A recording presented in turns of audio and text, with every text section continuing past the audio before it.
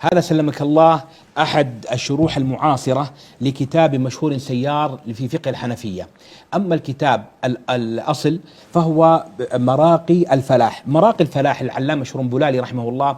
هو ألف كتابا متنا مختصرا في فقه الحنفية سماه نور الإيضاح، ثم هو جاء إلى هذا المتن وشرحه شرحا مطولا سماه إمداد الفتاح، ثم بعد ذلك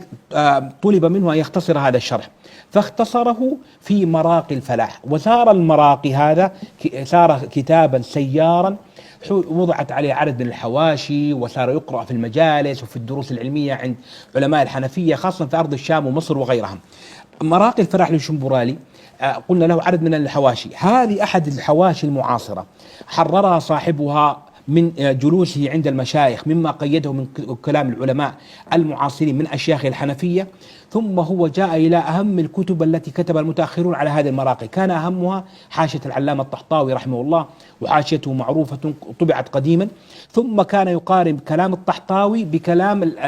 خاتمة المحققين ومحرر المذهب الحنفي ابن عابدين في حاشيته المشهورة، وكان منها يخلص إلى المحرر والمعتمد في مذهب الحنفية مع تعليقات وبيان وتوضيح واستدلال لما جاء في المراقي، وسمى كتابه مسلك النجاح إلى مراقي الفلاح لأخينا الحبيب فضيلة الشيخ عبد الرحمن محمد رشيد الشعار وفقه الله. هذه العبارة ها هنا اللي ترونها هذه عبارة توضيحية أو كاشفة لطريقة العمل أو ما قام فيه من العمل أخونا الشيخ عبد الرحمن الشعار وفقه الله. قال: وهي حاشية مستفادة من حاشية العلامة الطحطاوي والعلامة شاكر، وكتاب الشيخ عبد الجليل عطا الخير الباقي في تحقيق المراقي، ومع استدراكات للعلامة ابن عابدين في حاشيته.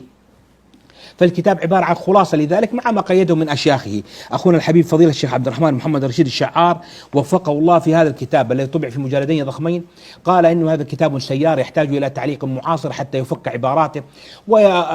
ويبين بعض الرموز ويحيل ويتكلم بهذه الطريقة.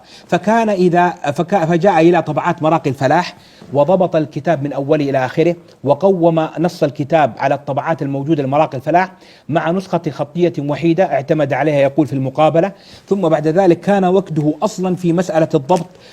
والشرح والبيان، ولهذا شوف لاحظ معي إن شاء الله بال الإخوة الذي بين القوسين باللون الأحمر ها هنا هو أصل المتن اللي هو متن نور الإيضاح، وأما الذي ها هنا فهو شرح اللي هو مراقي الفلاح، وهنا المتن مجردا كما ترى ها هنا بين يديك هذا الأصل في الأعلى، والباقي ها هنا إنما هو تحريرات أخونا الشيخ عبد الرحمن الشعار فيما أراد تقييده في هذا الكتاب. طبعا ما كان منه نقلا من حاشية الطحطاوي العلامة الطحطاوي فإنه يختمها بين قوسين بقول الطحطاوي ويحيل على الموضع، فإن كانت ابن عابدين كذلك لأنهم علماء فأراد في بعض المواضع أن ينقل كلام بلا تصرف، وأما المرسل فهو من كلامه وبعض توجيهاته وبيانه وفقه الله، والكتاب من أوله إلى آخره مع الخدمة العلمية اللي هو عزب الآيات تخريج الأحاديث والآثار والعزو إلى بعض الكتب، وبهذه الطريقة هذه دائما نسميها الخدمة العلمية. لكن والكتاب كله على هذا المنوار